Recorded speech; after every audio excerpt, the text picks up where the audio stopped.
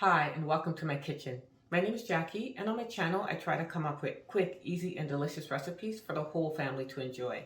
So today I'm going to be making a coleslaw, and the dressing is going to be made with apple cider vinegar and honey. You don't want to miss this recipe.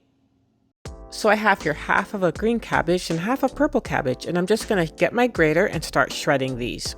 It takes a bit of work to do this, but I much rather shred my own cabbage than buy the prepackaged ones, which really don't have much in the bags. So I finished shredding the green cabbage and I'm just adding it to my salad spinner for now. I'm going to cut the purple cabbage again because it's a bit tougher than the green one, so this size makes it easier to shred.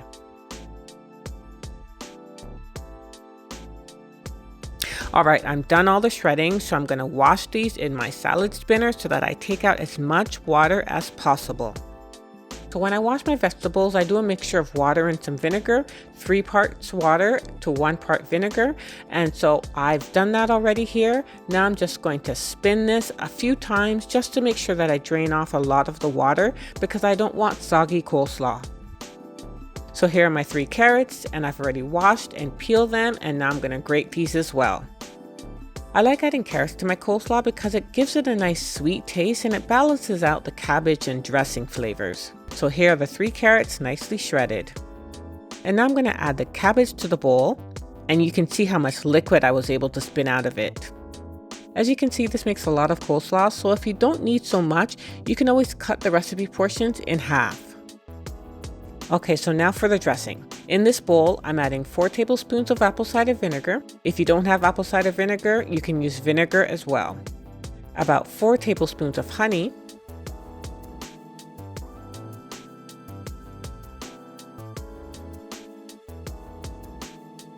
And about 2 tablespoons of Dijon mustard.